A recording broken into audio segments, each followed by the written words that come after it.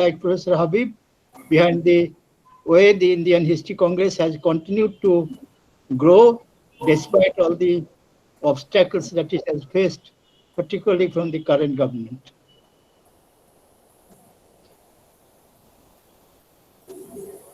Professor Habib.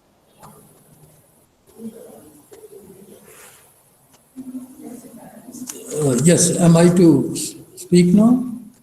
Yes, sir.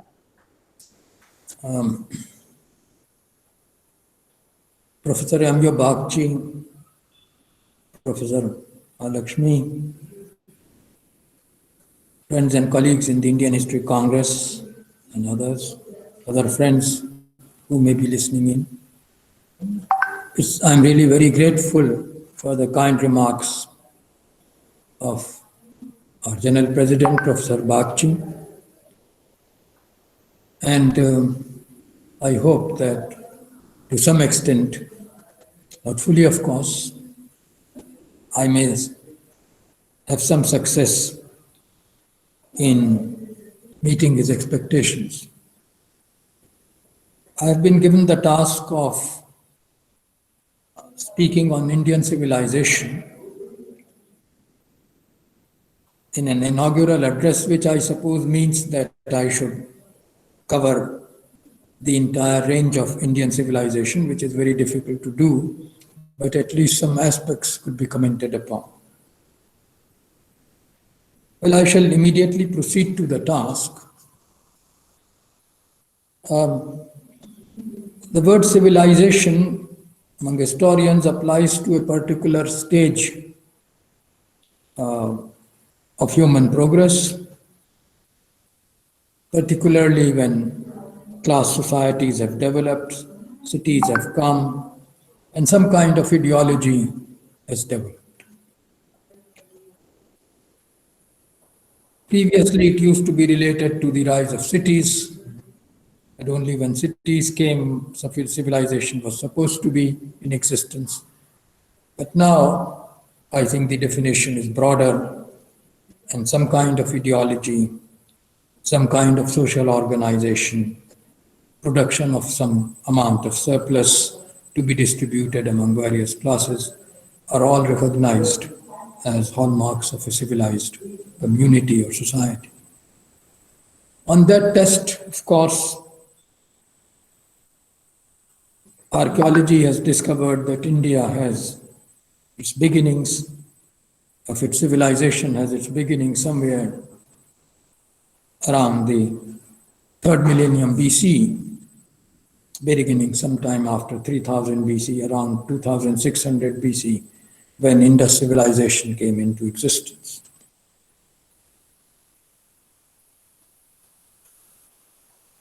We know, and textbooks tell us, that the Indus civilization was the first culture in India which had cities, which had masonry houses, drains, roads, and so forth.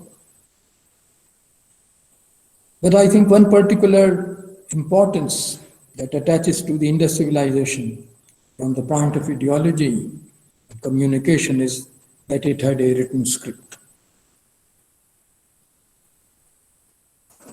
And I think that's a very important feature of it, which often gets missed in the discussion whether the script was Aryan or Dravidian or neither Aryan nor Dravidian. I would like to take the script itself. All the signs had been reduced, as we now know, to about 450 characters, which were either ideographs or pictographs. Unfortunately, we cannot decipher them, but we know that messages and inscriptions of the length of even 3 lines or more used to be put on seals and sometimes on stone. And this, of course, meant that they had this extremely new means of communication, which actually at that time few civilizations like the Egyptian and the Mesopotamian had. I understand that Chinese script came a little later. but I may be mistaken on that because I'm relying on old sources. Nevertheless, it was a unique innovation. And when we study it, we find that some pictographic sign, particularly the fish sign, leads us to Dravidian connections. Escobar Pola particularly underlined the fish sign and the Dravidian word mean, which also applies to stars. And I think he made a very convincing case of this connection. The late Iravatham Mahadevan then marked on the arrow sign and related it to the Dravidian, Proto-Dravidian Champu, a terminal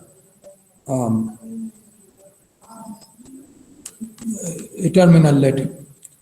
And therefore, it is probable that the Indus culture had Dravidian connections or Proto-Dravidian connections. How deep were they? How extensive were they? We cannot actually work out. But I think it is important that we should study these matters irrespective of ideology. Particularly today when the government is making a fetish of calling Indus civilization the Saraswati or Saraswati Sindhu civilization. We should be clear about it. The second point I would like to underline is that it is not only the cities that disappeared, but the script disappeared. Such an important invention left no trace behind. And that is also very important when we discuss the end of the Indus civilization and the question of continuities between the Indus civilization and our classic ancient Indian civilization. I think it is now well understood that the destruction or the end of the civilization was practically complete, with neither cities nor the script, which is very important, having survived the destruction of the civilization. Because archaeology makes it clear that after 1800 BC until about 500 BC, there are no cities in India. There's nothing succeeding Mohenjo-daro or Harappa. There's no sign, a letter, no sign of any script. The great breach between the Indus civilization, our continuous ancient civilization, is almost unbridgeable. How it took place, I'm not going to discuss now because it's clear that the Indo-European infusion came immediately or very soon after the Indus civilization, if not only linguistic and archaeological, but also evidence of genetics is now to be considered. We therefore begin next with the Rig Veda. As a layman, what seems remarkable to me, and what all of us can take pride in, is the fact that around with so much ritual and even magic,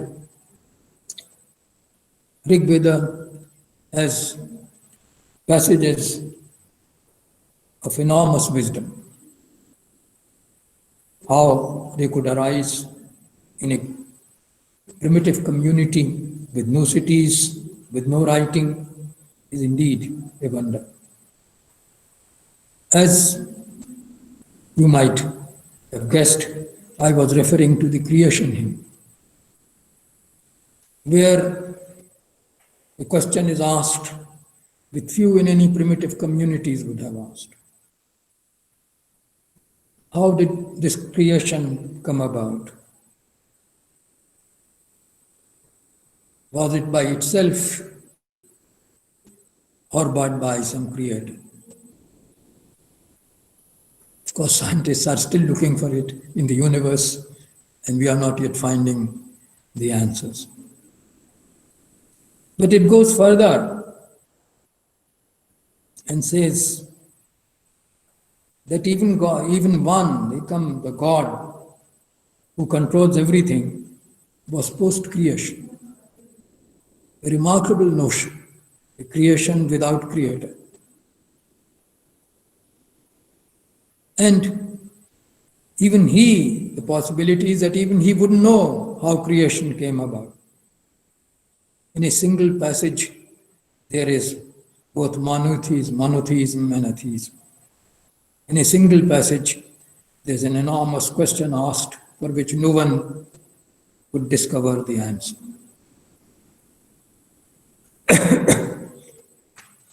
However, the Vedic society came about by destruction or evolution, one could always take pride in such a passage. I then pass on to the Upanishads, because I feel that when one talks of civilization, one talks eminently of ideas. And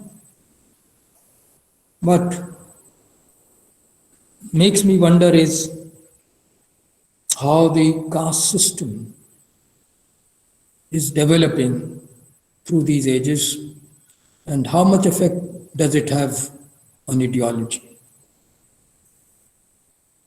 We are past that time when we thought that the caste system with its endogamy and subcastes came at one at once. We are now looking both at its development and its diffusion. It couldn't have come all over India at the same time. All the institutions of it could not have developed at the same time. It developed gradually. And in fact, if one looks at the reference to the four varnas, the word varna is not used there, in the 10th mandala of the Rig Veda. That passage could have been found in any religious book, that society is divided into classes. It doesn't necessarily mean a caste system. Brahmans, Rajanyas, or Kshatriyas, Vaishyas, and Shudras could be found in any society in Iran, let us say. So, actually, the development of professional specification and the development of endogamy are processes that took place over a long time. And I think we should, in our study of ancient Indian civilization, should need to bear this in mind all the time. Clearly then, if one comes to texts like Upanishads, or the post-Vedic literature, Brahmanas and so on, one should not assume that the caste system in its present form and in its classic form then existed. One should not proceed from that nature. Differences with class differences had begun to exist. They had begun to influence ideology, but only gradually. And certainly, the whole theory of transmigration of souls is related to this long and slow process. I would like to refer here to two sets of evidence which attracted me particularly. One is the figure of Yajnavalkya,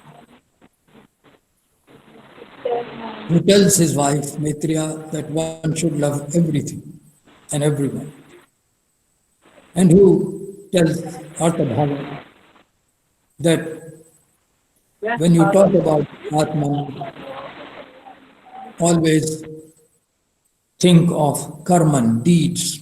They are the most important. Ethics is the main importance. And then I have in mind the story of Satyakama in Chandogya Upanishad, who is accepted by his teacher as a Brahman because he's truthful about his illegitimate birth. Truth and not birth is here the test. Well, I wonder that when the caste system produces its ideological justification, when was it produced? It appears, for example, in Chandogya Upanishad, but are they really, is it really pre-Buddhist? It is their transmigration of souls, the main justification for the caste system, ideological justification for the caste system is there attributed to the Kshatriyas. And one remembers immediately that Gautama Buddha and Mahavira, who both emphasized or stressed the theory of transmigration of souls, were Kshatriyas, they were not Brahmins. And in the early Pali canon, Kshatriyas are given preference over Brahmins in status. And endogamy is emphasized. Therefore, it looks to me that not only that Upanishads might be dated a little later than they are dated today, but also that the great justification of the caste system was inherent not so much in Brahmanism as in Buddhism and Jainism.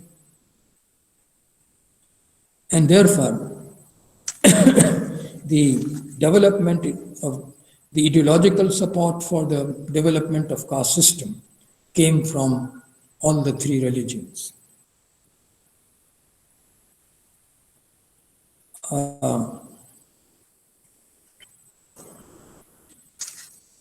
I feel then that probably the caste system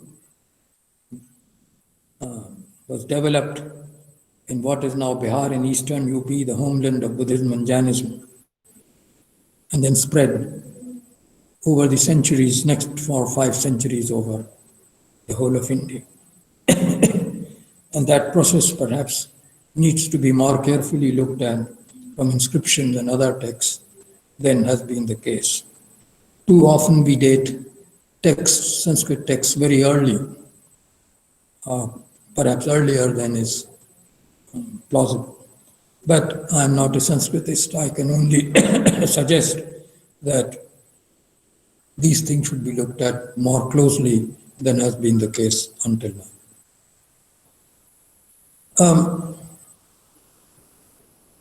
Here I want to shift to a totally different plane, and that is Ashoka. I think that when you consider Ashoka, you consider almost a miracle. You have here that they are writing first of all. And by writing, I don't mean the kind of letters of Brahmi or Tamil Brahmi, which have been found in Tamil Nadu and in Sri Lanka, which suggests that Brahmi came to the Mauryan Empire through South India and Sri Lanka rather than the other way around. But there are no texts in that script. It is Ashoka, it is in Ashokan inscriptions that the script is systematized, that the silent vowel, short vowel, is embedded in the letter. And for this reason, Ashokan inscriptions must be regarded still as the initial point of writing in India, both in Brahmi and, of course, in Kharoshthi scripts. Ashoka is also, therefore, the first draftsman. I can't actually, when I look at his inscriptions, although the seven pillar edict is only found in one pillar. It's a remarkable piece if you look at the logic and systematized way in which every point is made. I therefore don't agree with the distinguished historian that Ashoka was, by his 27th year, losing his wits or wisdom. I think he was very clear-headed. But it's not only the script that gave to India such a great vehicle of civilizing agency. It is also in practically everything, in ideas, that Ashoka should make social ethics the main policy of his empire. Is, I think, unique in the world. He is not seeking the advancement of any religion. He is seeking the enforcement of social ethics. And I think he is the first ruler in the world who thinks of the poor, the wretched.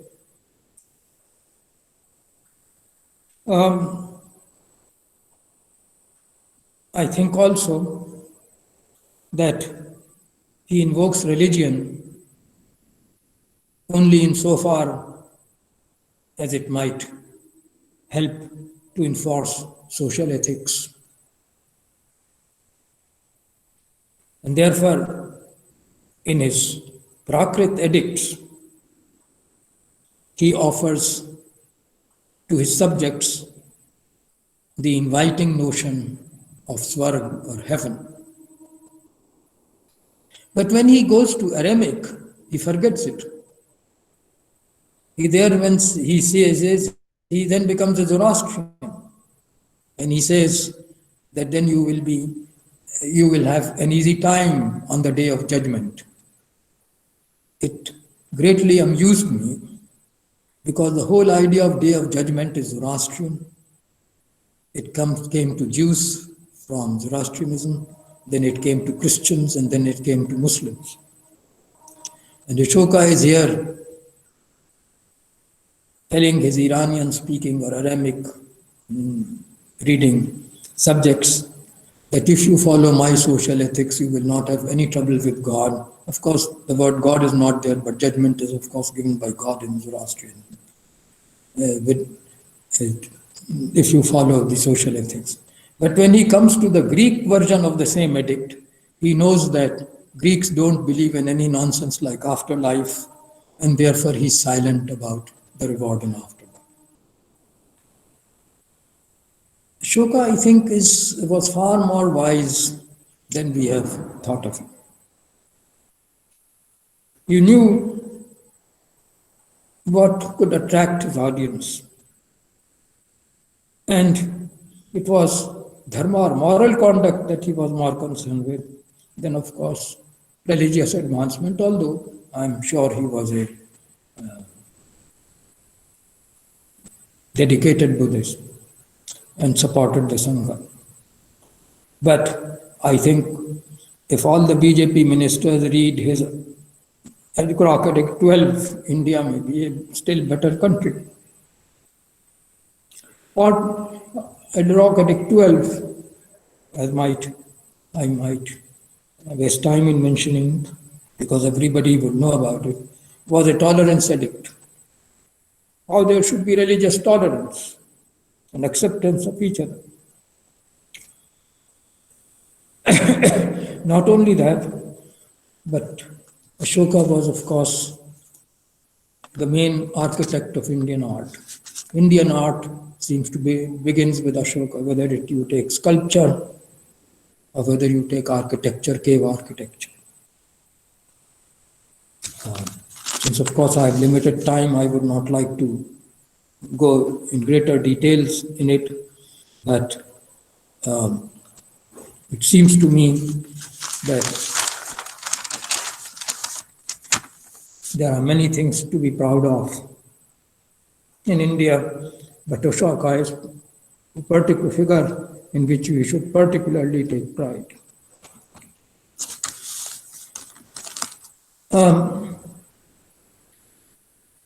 Ashokan art is important because from it proceeds almost every other school of art.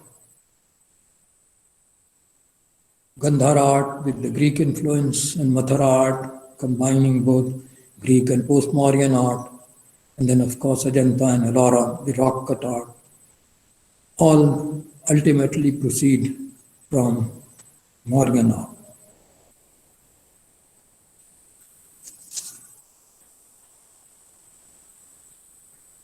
Buddhism, of course, had its human side, and in things like Bharat, Mathura, if you take Jain art also, and Ajanta and part of Ellora, it has given us a great social message also. Whenever I think of Ajanta, I think of the painting Punishment of the Dancing Girl. And I can't think of portrayal of a greater cruelty. And the sympathy of the artist with the dancing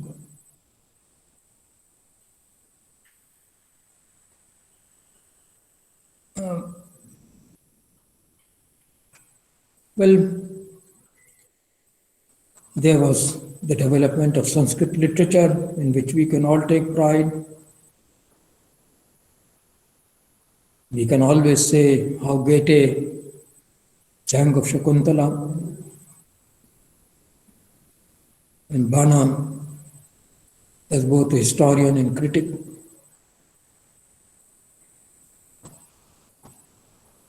But I think I'll end with my ancient Indian part with what Amir Khusro, a Persian poet of the early 13th century in 1318, said of ancient India.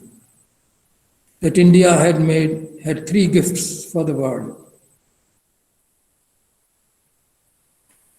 One was the place value system, the numerals, Hinsa. As we know, place value system was already spoken about by Indian astronomers and mathematicians. But actually the first inscription bearing it is 595 AD. But by early 18th century, it is reported on in China. I don't know why Needham, who was such a great scholar of Chinese, was disputing the early date of the numerical system in India, because it is a Chinese text which dates it earlier than 717. And then, of course, the Arabs, almost immediately afterwards, not only took this system up, but named it after India, Hinsa.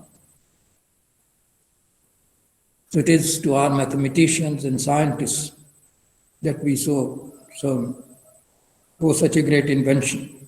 And it is to the credit of Amir Khusro that he should remind us of it. The second thing that struck Amir Khusro was, he said that we gave chess to the world. Newspapers often forget it. Shatranj is our gift to the world through Iran. And the third thing he said, was we gave the world Panchatantra, the animal stories.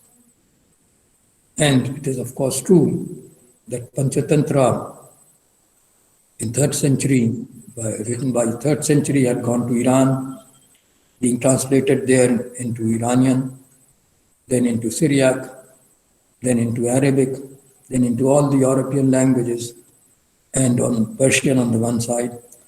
And of course they changed their character, but it was Akbar who brought the original Panchatantra also in Persian translation, in fact very not known, very widely known, But the original Panchatantra or the Sanskrit edition of Panchatantra, it had few versions, was again translated into Persian by Akbar, who discovered that this version had become quite different from the Syriac version. So these are the three achievements which occurred to a poet, an Indian poet in the 14th century, as our gifts to the world. But we have mostly forgotten it. Passing on to medieval India, and here I take medieval India in the larger sense of, say, the 7th century or 8th century onwards. I would like to first refer to the Islamic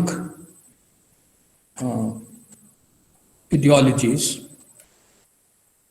It's often a mistake to think that Muslims have just one school of thought,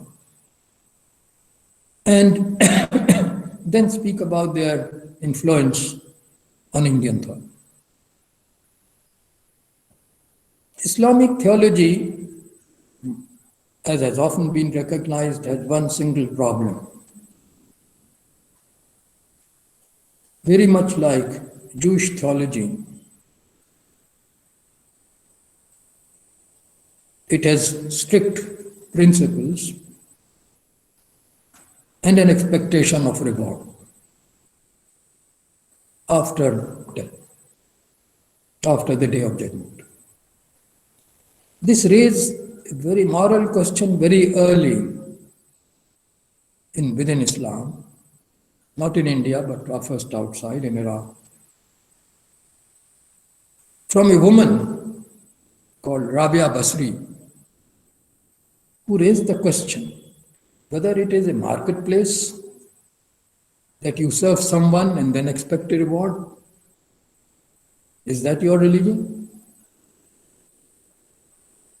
Or that you do on the basis of belief without expectation of reward, out of love for God. And it is this rejection, this distaste of getting a reward in heaven, which begins a new moralizing tendency, a new moral tendency. Deed of welfare for its own sake. It had therefore vast consequences. I give you only two examples from fairly theological figures. They were Sufis, but they believed in theology.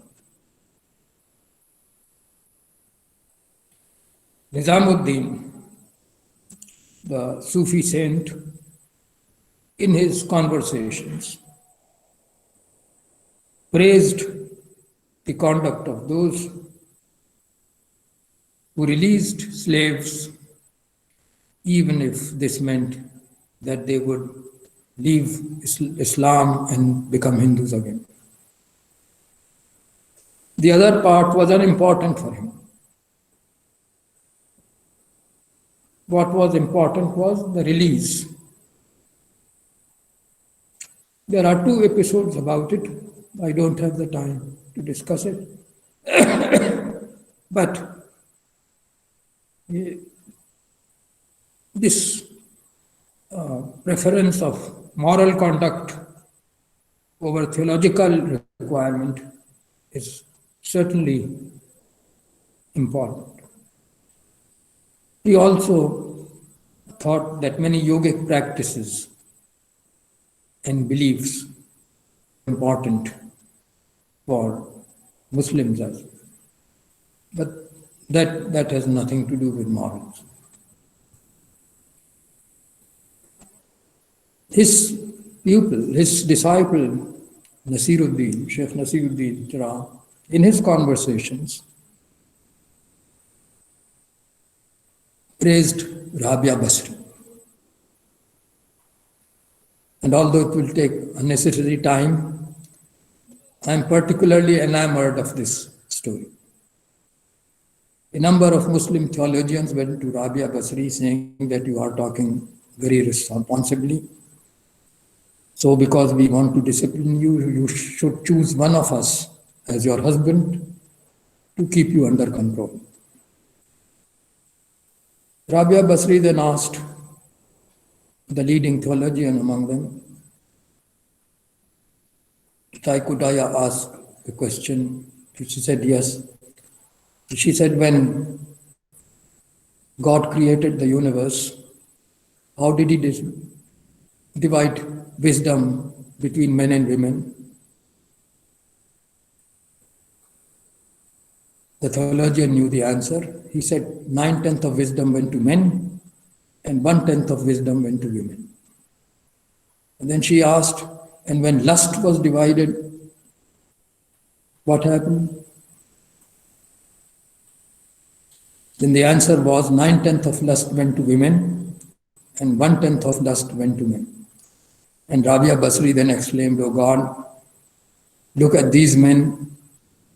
I am controlling only with 1/10 of wisdom, 9/10 of lust. And these people with 9/10 of wisdom can't control 1/10 of lust. Go away, she said. Now, Nasiruddin Chiraz tells this story without any provocation. Nobody asked him. He just told it. So clearly, the Islamic theory, theological theory that men are superior to women was not a convincing position for Nasiruddin. Otherwise, why should he have told this story? And the mystics had a large amount of respect for Rabia Basri. Well, Islam introduced something in India which had not been introduced in it, and that was the peculiar concept of a religion which is purely Parsi and Jewish. Everyone must belong to a particular religion to stand up and be counted. This kind of perception of concept of religion did not exist in India or in China or countries outside, or even in the Mediterranean before the spread of Christianity. That you have to define your religion.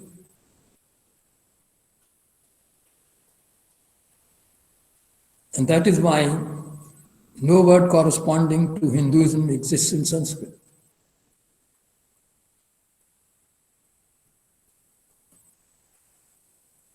Ashoka, when he talks of religion, he talks of Brahmans and Shramans.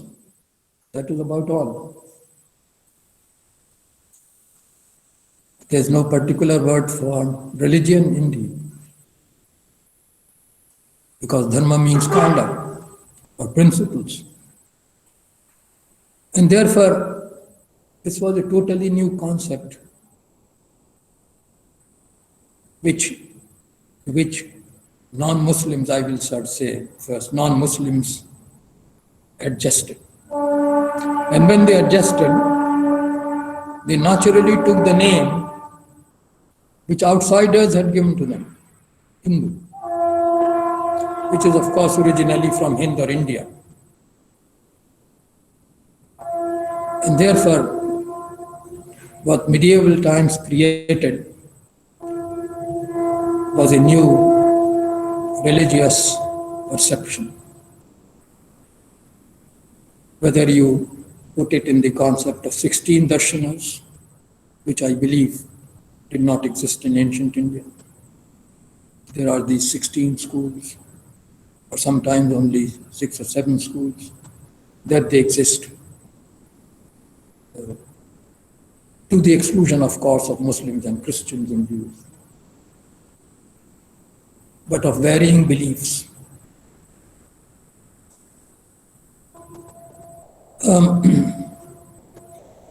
And the second important development within Hinduism now that we can call it Hinduism, was that Islamic monotheism greatly gave a fillip to the spread of Shankaracharya's ideas of pantheism.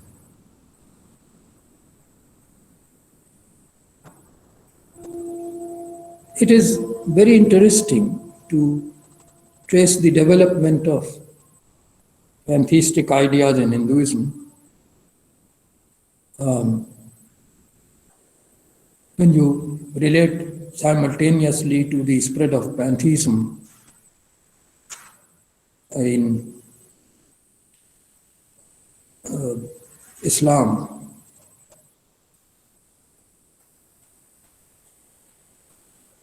by Akbar's time, Wahdatul Wujud of Ibn al-Arabi was practically the dominant ideology among non-theologians. But Akbar's Pandits did not recognize Shankaracharya and his version of Vedanta. So it is not mentioned in Abul Fal's comprehensive description of Hinduism. But under Jahangir, Chitrup or Jadrup, as Jahangir Aisha's name, conveyed to him Shankaracharya's ideas. And therefore, Jahangir gave a famous equation of Vedanta, that is Shankaracharya's Vedanta, with Tasawwuf, that is Ibn al-Arabi's Tasawwuf. This is a famous definition. So here the two philosophies meet. Since my colleague Professor Musvi will be speaking about Akbar, I will not touch on that figure, as I would have praised him in the same manner that I had praised Ashoka. And I am here with the nationalist historians on whose lips the name of these rulers were always there when they contested the British claim to be the best rulers. However, I should, before coming to modern times, and because I think I'm taking more time than I should, I would particularly mark on one important achievement of 17th century India, that was Dabistan, a book on religions, composed by a Parsi, Khusro Asfandiar, whose book is now available in 3 versions. He gives a long description of Zoroastrianism, he gives a long description of Hinduism and all its sects, then of Judaism, Christianity, and many sects of Islam.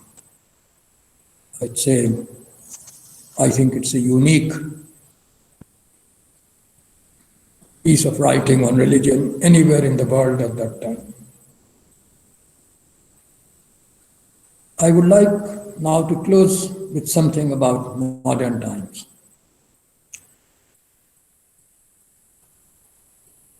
Today,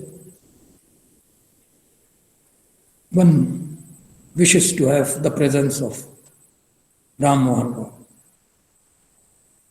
a man so full of medieval culture as is divulged to us in his half Arabic, half Persian Tuhfatul Mujahideen, Gifts of Monotheism, 1803.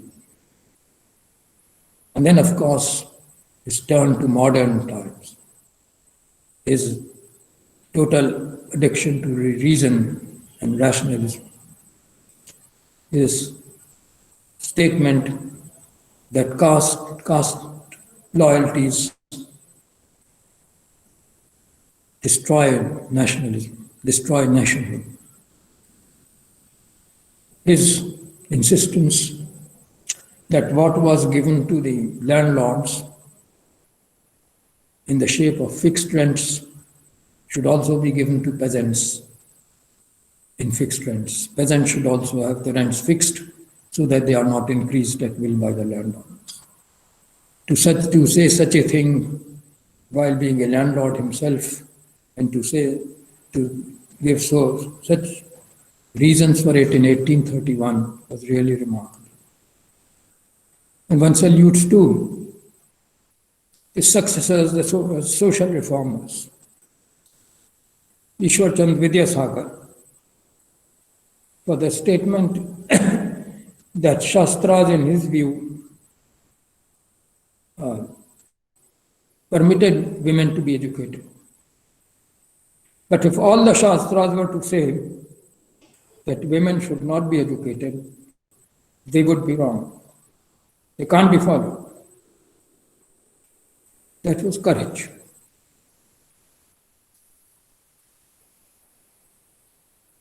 Or the Bengal social reformers of Brahmo Samaj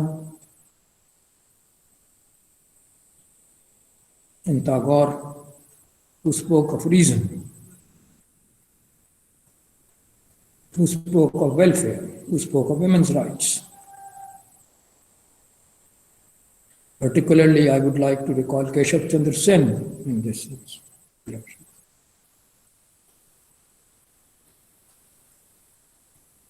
I'll also recall the fact that when European thought was accepted, it was also distilled. And a man like Sayyid Ahmad Khan would give first place to reason, almost to the same extent as Ram Mohan Roy had done. The word of God must be subordinate to the work of God. That is to say, what one finds in nature, what one finds in science, cannot be rejected by religion. It must be subordinate. He and Abul Kalam Azad, later on, both well-versed in theology, wondered whether religion has really done anything for humanity or has killed more than it has saved. These are bold thoughts which one recalls. And I finally come to our great figures, Gandhi and Nehru, who are also, to my mind, two great representatives of our civilization.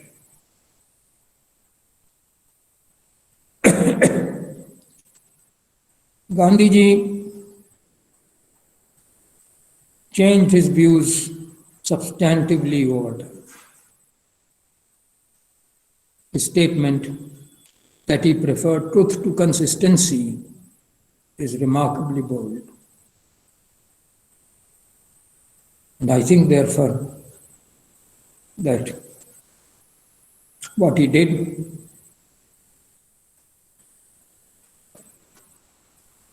for the country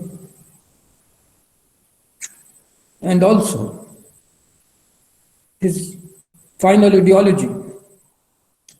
I remember reading as a schoolboy an interview in which the foreign correspondent asked why when he was saying that men and women are equal, would he make women soldiers? And Gandhi replied, why not? And I would make them generals, because unlike men, they would have compassion, they would have wisdom. And as far as Jawaharlal Nehru is concerned, I think his autobiography, his letters to Indira Gandhi, and discovery of India, despite the fact that I may differ, I'm a small man, but may differ here and there from his particular judgments. But these are works which represent a rational ideology for India, and therefore has enormous contributions to reason and logic in India. We are having our own task with destiny today. And to read Gandhi and Nehru again may encourage us to face it. Thank you.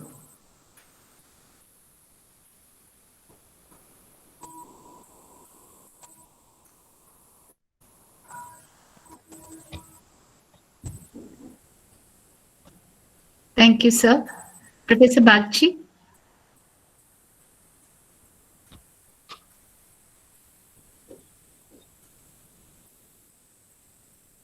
Sir, Professor Bagchi, you have to unmute yourself.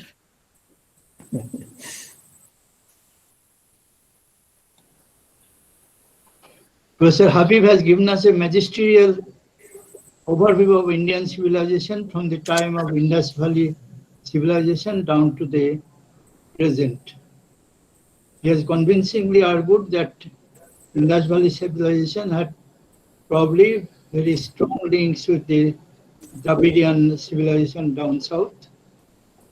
He has also put Ashoka as a central figure in our understanding of the Indian civilization, a man who had compassion for the poor, a man who had imagination for the whole of India, where he planted his pillars in various places, a man who thought beyond India, sending his son and daughter to Sri Lanka. And he has also shown that in the Islamic concepts, there is not a simple kind of monotheistic belief. There is also questioning in that, questioning that the woman Rabia raised again and again, a questioning that the great Sufi saint Nizamuddin put as moral authority over any kind of religious belief.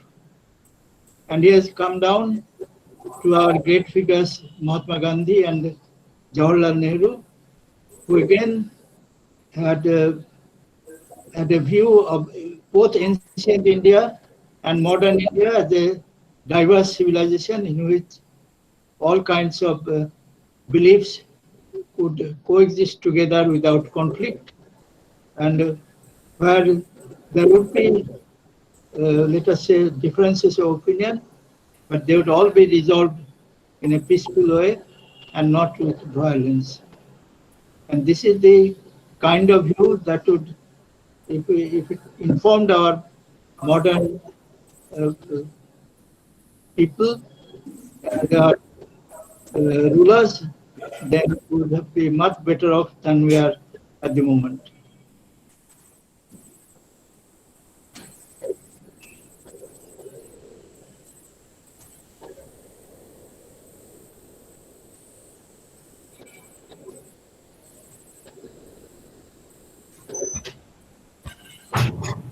Sir? Any questions? Sir, can we? I have a question to Professor Habib. Yes. Place Rabindranath Tagore in your overview.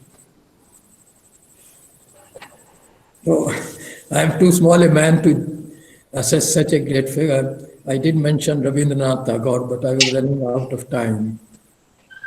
The historian Rabindranath Tagore deserves great respect because very early in his career he wrote an essay in which he said that Indian history is an integrated one in which all should have a share. Particularly he had in mind, of course, the Hindu and Muslim strains. So and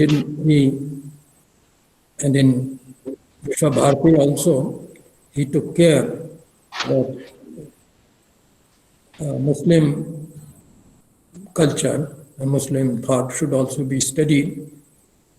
I know this because he invited my father to deliver lectures on Sufism, Muslim mysticism, and this was his invitation that finally led my father to do his research in Muslim mysticism.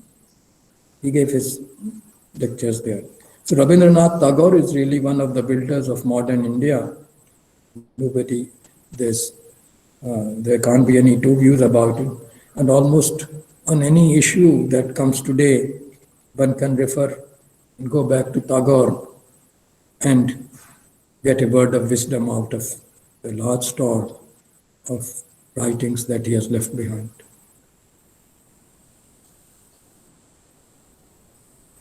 Any other questions?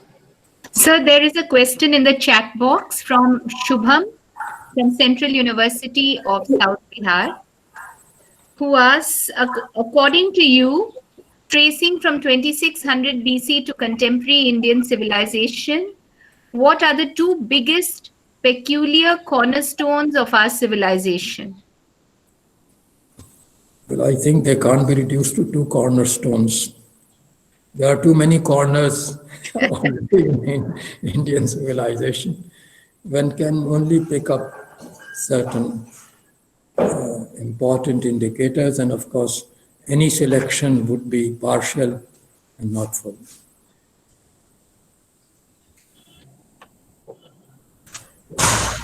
That is all, sir. There are no more questions.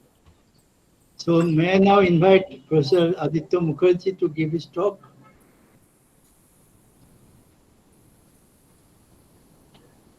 Is Professor Mukherjee here?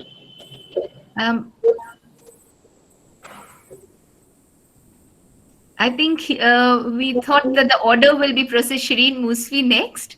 So maybe he has muted himself temporarily because of that. All right.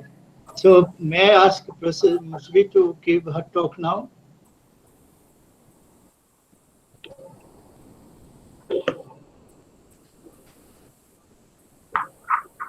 Is Professor Musvi there, please?